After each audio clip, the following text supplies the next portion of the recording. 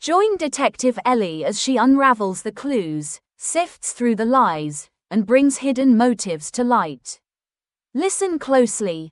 Every detail matters. The truth is waiting to be discovered, if you're sharp enough to find it. It is a calm, quiet night at the Grand City Museum. The large stone building, built many decades ago, stands like a silent guardian of art and history. Its tall pillars reach up toward the night sky, and the huge windows are dark, reflecting the glow of the city lights outside.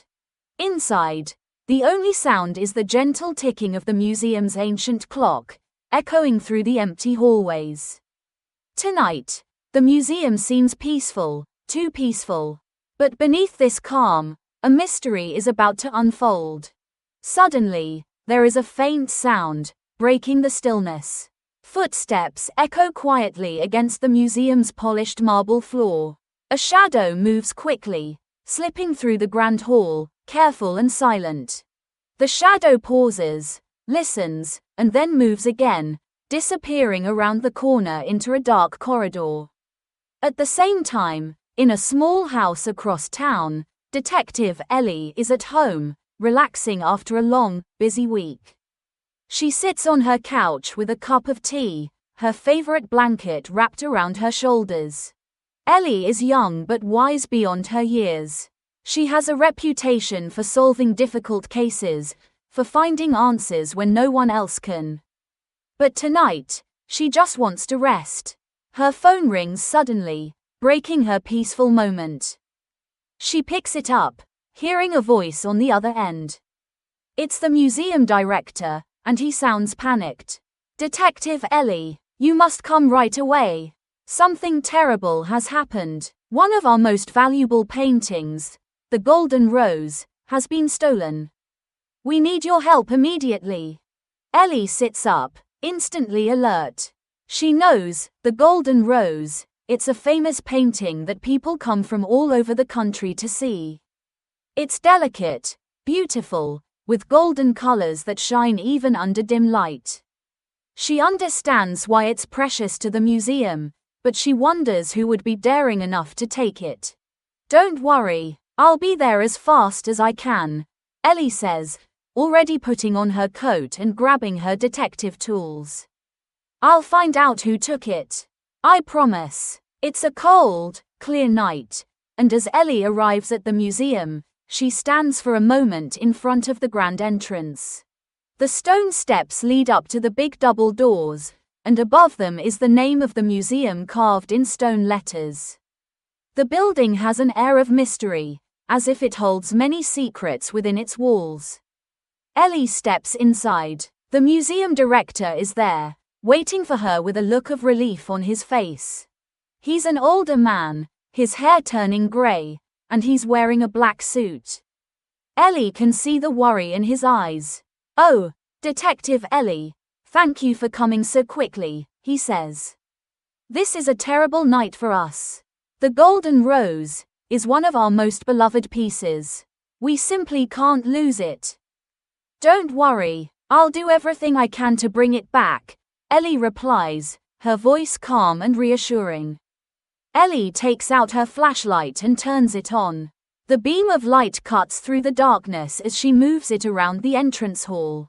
She examines the floor, looking for any signs, any clues that might tell her what happened. Then, she notices something, a faint set of footprints. They're fresh and slightly muddy, leading from the entrance down a hallway toward the gallery where the Golden Rose was displayed. "Interesting," Ellie murmurs to herself. She bends down to look closely at the footprints. They are small, maybe belonging to someone with light shoes. She thinks for a moment, then follows the trail, step by step, her flashlight guiding her. The hallway is long and dark, with old portraits hanging on the walls. The air is heavy, almost as if the paintings are watching her, keeping their own secrets. She reaches the main gallery, where the Golden Rose was displayed, and shines her flashlight around the room, examining every corner. The gallery feels strange without the painting. Ellie looks at the empty space where the painting used to hang, and it feels like something is missing, a piece of the museum's soul. As she looks around, she notices something on the floor, a small piece of blue fabric. It's torn, lying there quietly as if waiting for her to find it. Ellie bends down and picks it up. The fabric is soft, almost like it came from a scarf or a piece of clothing. It's a bright blue, the kind that stands out even in the dark. A piece of blue fabric, she says softly. Someone was in a hurry, and they left this behind. Very interesting. I wonder who wears blue. Ellie hears a soft noise behind her, like a quick movement. She turns quickly, pointing her flashlight into the darkness, but there's no one there. The room is empty, but the silence feels heavy, almost as if someone is watching her from the shadows. Ellie feels a chill down her spine. She wonders, could the thief still be here, hiding somewhere in the museum? She puts the fabric in her evidence bag and continues to search the room. She notices small details, like the faint smell of paint, the way the dust has been disturbed in certain areas. She keeps these details in her mind, knowing they might be important later. The museum director comes into the room, looking anxious. He introduces Ellie to 3 people who were in the museum last night. Each person looks a bit nervous, shifting their weight from foot to foot. The first person is Mr. Green, the museum's janitor. Mr. Green is an older man, maybe in his 60s, with grey hair and gentle eyes. He's wearing a grey uniform, and his hands are rough, maybe from years of hard work. Ellie notices that he's holding a mop, and he looks tired, as if he hasn't slept well.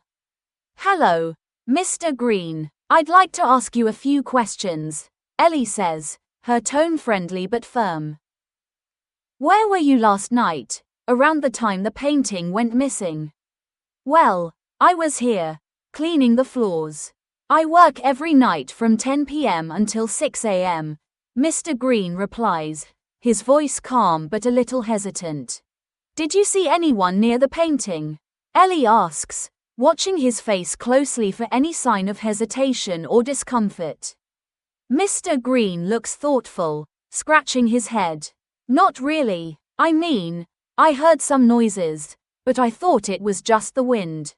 Ellie raises an eyebrow. You heard noises? What kind of noises? Mr. Green hesitates. It sounded like someone walking around, but I didn't see anyone, he says, looking away, as if trying to remember. Ellie takes a mental note. She thinks, noises in the night, but no one there. Interesting. Could Mr. Green know more than he's saying? Or is he just used to the strange sounds in the museum? Ellie thanks Mr. Green and moves on to the next person, Ms. Brown, the museum's tour guide. Ms. Brown is younger, in her 30s, with bright eyes and a friendly smile. She's wearing a colorful scarf, and her hands fidget nervously as she stands before Ellie. Good evening, Ms. Brown, Ellie begins kindly, hoping to put her at ease. Can you tell me where you were last night around the time of the theft? Ms. Brown takes a deep breath, her eyes darting around the room before settling on Ellie. I was finishing up a late tour with some guests, Ms. Brown says, her voice soft. The museum was almost empty by then, except for Mr. Green and Mrs. White. After the tour, I stayed a little longer to organize some things. Ellie watches her closely, noticing that Ms. Brown seems anxious. She wonders if the guide is hiding something. Did you see anyone unusual? Or hear anything out of the ordinary? Ellie asks, her tone gentle but curious. Ms. Brown nods slightly, looking thoughtful. Well, I did hear footsteps near the gallery room. I assumed it was just one of the security guards doing their rounds. I didn't think much of it. Ellie tilts her head, considering Ms. Brown's words. The footsteps could be important, but she needs more information. She notices the blue scarf around Ms. Brown's neck, It's similar to the blue fabric Ellie found on the gallery floor. One more question, Ms. Brown. I found a piece of blue fabric near the gallery room. It matches the color of your scarf, Ellie says, holding up the fabric. Ms. Brown's eyes widen, and she touches her scarf instinctively. Oh, I didn't realize. My scarf has a small tear. It must have gotten caught on something last night, she says, her face turning red. Ellie smiles kindly, feeling that Ms. Brown may be telling the truth, but she keeps this clue in mind. Ellie moves on to the third person, Mrs. White, the museum's manager. Mrs. White is tall and poised, with dark hair tied back. Her face is calm, but there's a tension in her eyes, as though she's hiding something. Good evening, Mrs. White, Ellie begins. Thank you for staying here tonight. Could you tell me where you were during the time of the theft? Mrs. White nods, her face composed. Yes, I was in my office, finishing paperwork. I often work late when I need to catch up on reports, she says smoothly. Ellie watches her closely, noticing a faint smudge of paint on her left hand, a golden hue, barely noticeable. Do you paint, Mrs. White? Ellie asks casually, hoping to catch her off guard. Mrs. White's eyes widen for a moment, but she nods, regaining her composure. Yes, painting is a hobby of mine. I find it relaxing after a long day. Ellie nods thoughtfully, but the golden paint catches her attention. She makes a mental note, suspecting there could be a connection to the golden rose, which is known for its intricate golden background. After speaking with the three suspects, Ellie decides to search other parts of the museum for more clues. She leaves the main gallery, walking down a narrow corridor that leads to the museum's older exhibits. The air feels heavy, filled with history and secrets. As she turns a corner, something catches her eye, a small, single black glove lying near the base of an old statue. It seems out of place, as if someone dropped it in a hurry. Ellie picks up the glove, examining it closely. The glove is wool, soft, and warm, likely belonging to a woman. A black glove, and only one of them, Ellie murmurs. This could belong to our thief. She places the glove in her evidence bag, her mind racing with thoughts. Now, Ellie has 3 clues: the blue fabric, the single black glove, and the golden paint smudge on Mrs. White's hand. Each piece seems connected, but she's not yet sure how they fit together. She decides to take a break to review her findings. Ellie sits in the museum's staff lounge, spreading her clues on the table. She closes her eyes for a moment, letting her mind sift through each detail, each person's story, trying to piece together the truth. She thinks about Mr. Green, the janitor, who mentioned hearing footsteps but didn't see anyone. She wonders if he's hiding something out of loyalty or fear. Then there's Ms. Brown with her torn blue scarf. Was it caught during an innocent moment, or something more? Finally, there's Mrs. White, the manager, with the faint smudge of golden paint on her hand. Ellie recalls her hesitation when talking about painting. Could her connection to the golden rose be deeper than she let on? Ellie decides to re-examine the gallery room, hoping to find one last clue to confirm her suspicions. As she steps in, she studies the empty space where the golden rose once hung. The absence of the artwork feels heavy. Shining her flashlight along the walls, she notices something odd near the floor, close to where the painting was displayed. It's a faint mark, almost invisible, a small scratch, as if something sharp brushed against the wall. Ellie looks at the scratch, then at the black glove in her evidence bag. Could the thief have worn this glove and accidentally scratched the wall while taking the painting? Feeling more confident, Ellie calls the director, asking him to gather Mr. Green, Ms. Brown, and Mrs. White. The 3 suspects gather in the gallery, each looking nervous. Mr. Green shifts uncomfortably, Ms. Brown fidgets, and Mrs. White stands tall, her face carefully blank. Ellie addresses them, her voice calm but strong. Thank you all for being here. I've examined the evidence, and I believe I know who took the golden rose. She turns to Mr. Green first. Mr. Green, you mentioned hearing footsteps but saw no one. Are you sure there was no one around? Mr. Green looks down, his face pale. I thought I heard something, but I didn't want trouble. I've worked here for years. I kept my head down. Ellie senses his fear and believes he may know more but doesn't want to get involved. Next, Ellie turns to Ms. Brown. Ms. Brown, I found a piece of blue fabric near the gallery. It's the same color as your scarf. Do you know how it might have ended up there? Ms. Brown looks puzzled, touching her scarf. I wore this scarf yesterday, but I didn't realize it had a tear.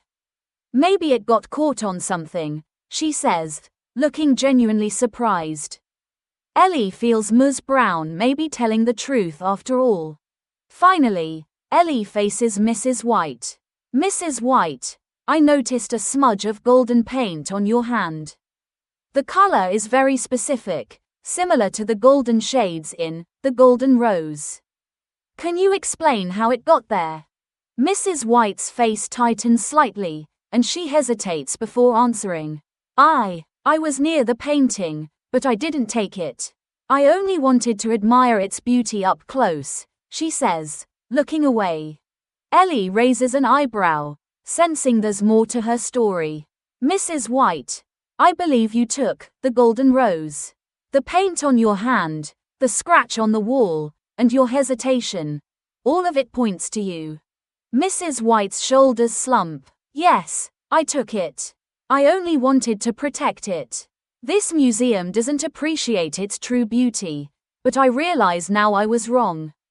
Ellie nods, understanding but knowing Mrs. White's actions were misguided. The museum director, watching the confession, steps forward. Mrs. White, I'm deeply disappointed. The golden rose belongs here for everyone to enjoy. Mrs. White nods, promising to return the painting. As Ellie leaves the museum, she feels a sense of accomplishment. She knows she has returned the golden rose to its rightful place. Walking away, she reflects on the mystery, content that she has once again uncovered the truth. If you enjoyed this video and want to learn more English, don't forget to hit the subscribe button and turn on the notifications so you never miss a new video. Your support helps the channel grow, and I really appreciate it.